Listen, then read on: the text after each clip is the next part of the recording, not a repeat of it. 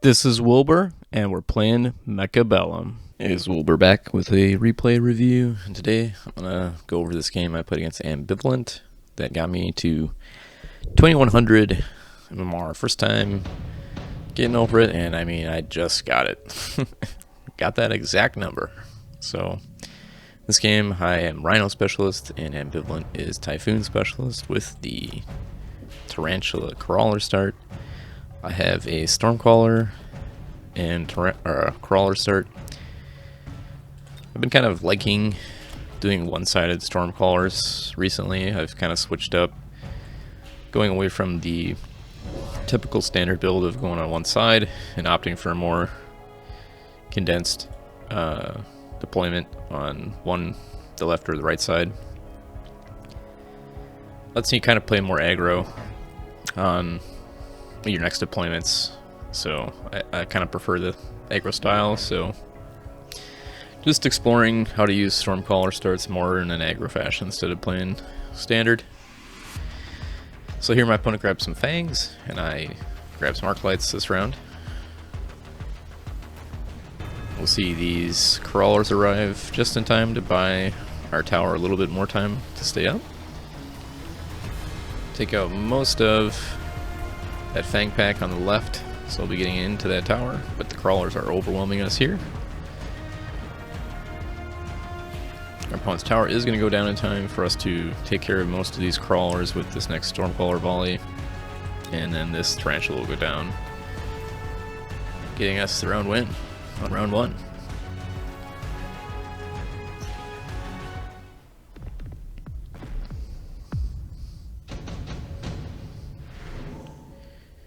Into round two, lots of interesting cards. These are all great early game cards, except maybe Fortified Hacker. Sort of a meme card, sort of useful sometimes, but I think we both opt for a quick teleport here. A Haste Modded or Rhino Assault would have also been good. But if we look at the board, Rhino Assault will be slowed down by all the chaff deployments from our opponent. Similarly on my side, your Rhino Assault might be okay here, but you're already going to be getting into this tower pretty quickly. My opponent did take quick teleport, so the Crawler coming down on the bottom left corner. I have a Crawler deployment on the top left, aiming to pop this tower. My opponent is going to do a mobile beacon of these Crawlers away, because they would have just died to these Arclights. Also, it's going to distract my Stormcallers for a few volleys. So for my board, I did add another Crawler up here trying to snipe this tower, but that mole beacon will distract that set of Crawlers. My opponent did level one of his Crawlers to 2. That is going to be getting on this tower. And I also fortified my tower 1 level. So I'll have a reduced tower debuff time, and it'll take longer for that tower to fall. So we do see I did capture that top left tower, also getting a debuff about the same time my opponent got mine.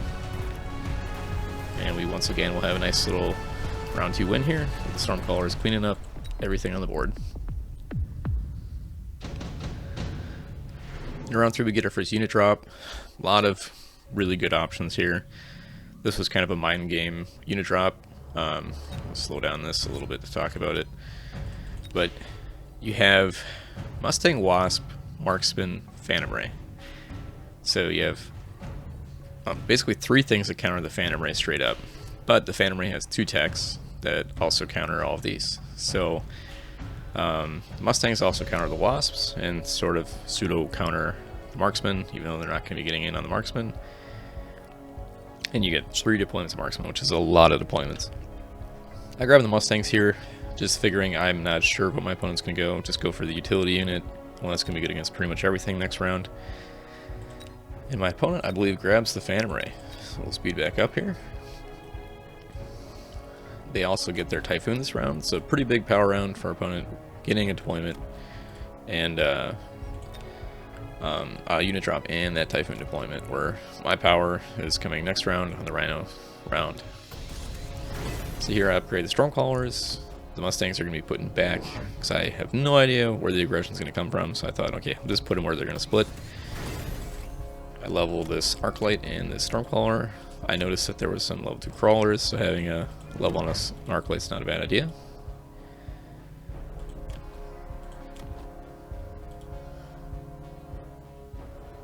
There's the Phantom Ray coming down. And a big flank is going to happen here. We have the Typhoon coming and the Phantom Ray on the bottom left corner with that quick teleport.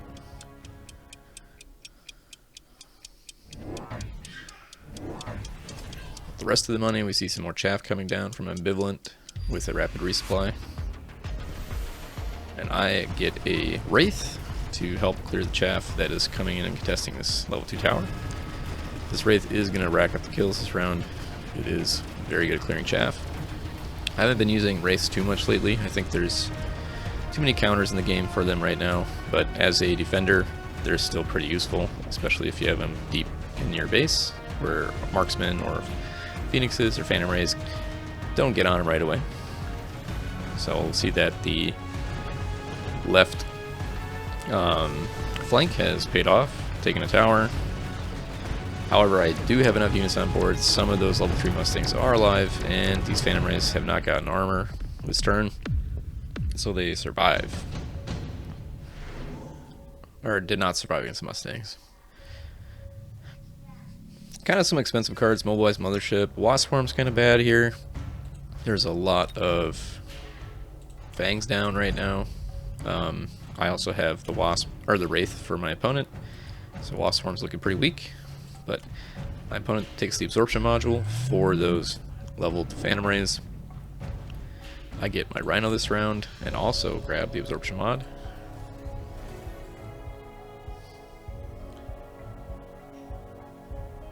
My opponent is adding more Phantom Rays to his board and upgrading them with the energy shield. For me, this game energy shield is a little bit weird. I do not have marksman down right now, so energy shield is typically the anti-marksman, anti-phoenix tech you take on the Phantom Ray. So seeing that as the first tech, a little surprising for me. I would have probably grabbed armor. You see me unlock the melting point and put it down here to help kill this big flank with energy diffraction and then that absorption mod, so I don't need to get the double tech onto the melting point. My Rhino was deployed up here to get in on this tower. You'll see it will take the tower this round.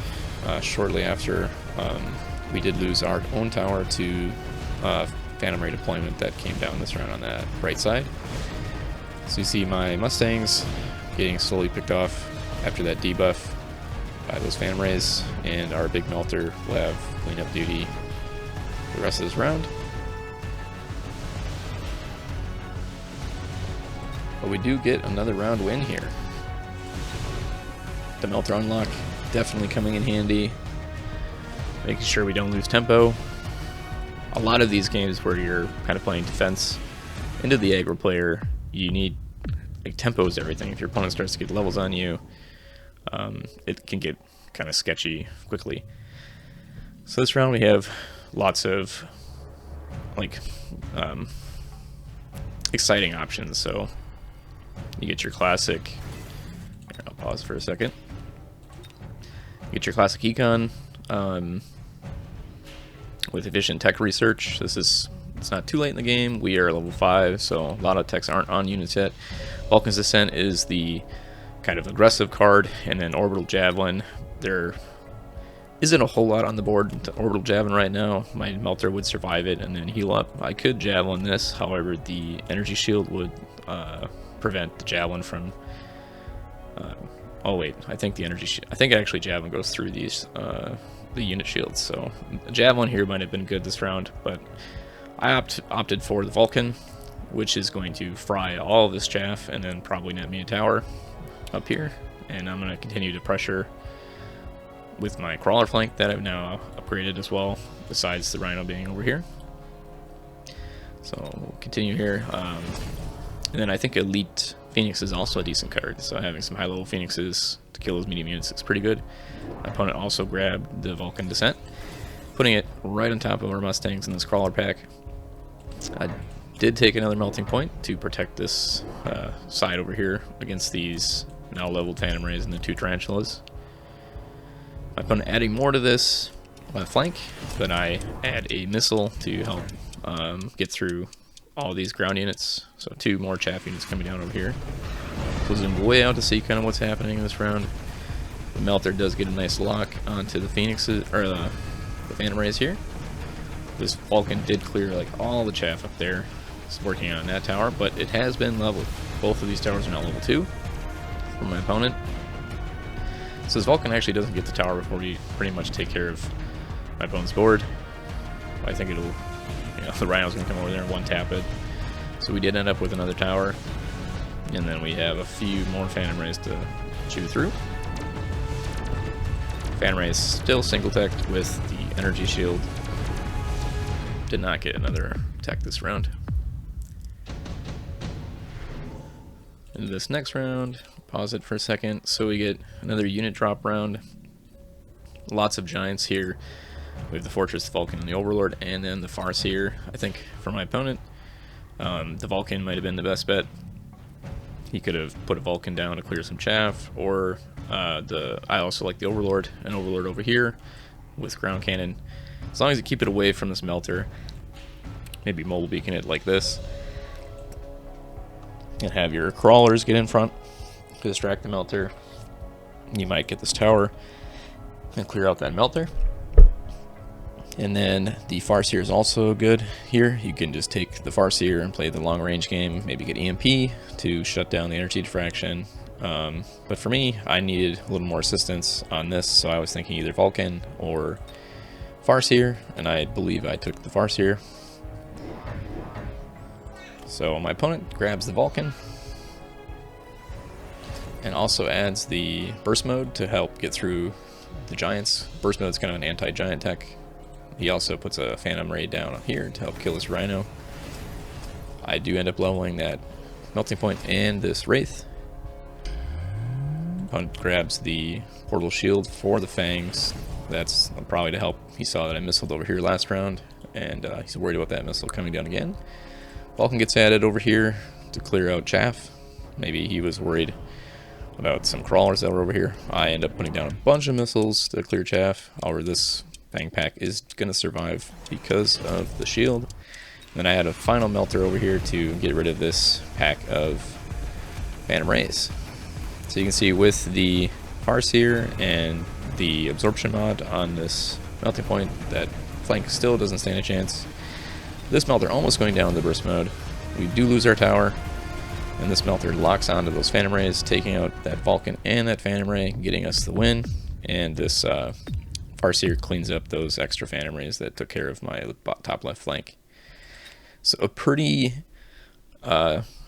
quick win for me here. I think, I don't remember if I didn't lose a single round, but I've been seeing a lot more Phantom Rays on the ladder, and I think there's a few different styles playing aggro like this. You kind of have like a 4-corner attack happening, and then there's somebody that just puts down a million Phantom Rays in the back row, and they kind of call for different things. I think defending with melting points at Multibeam is the way to handle kind of this sort of strategy, and then the giant back line Phantom Ray. I played against someone that did that earlier, and I've recently switched up my techs on my marksman and my tarantulas to help with this. I have anti-air on my tarantulas now, and I also have quick reload on my marksman.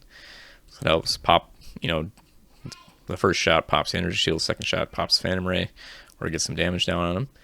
So those are kind of the changes I made. You also just need enough chaff to handle Phantom Rays. Like, they're not great with chaff clear. Their attack rate is kind of slow. It's not super great. I mean, Mustangs can help you at least make them pay for that next tech, that armor enhancement as well.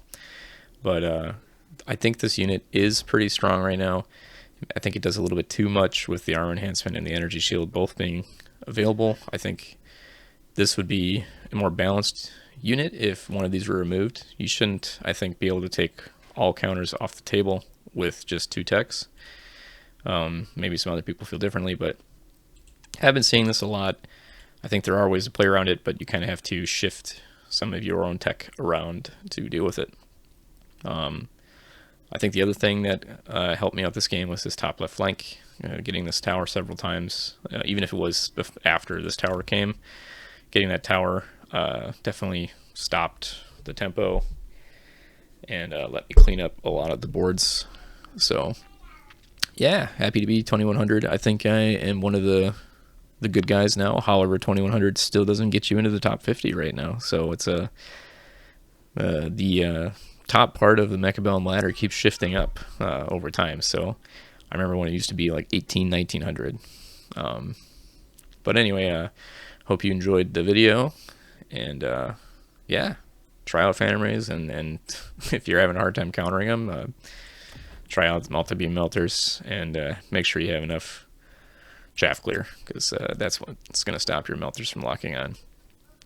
And we'll see you guys on the next game. Merry Christmas.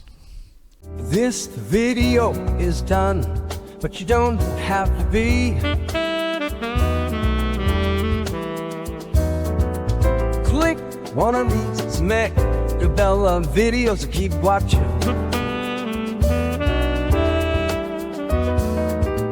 We got more crawling.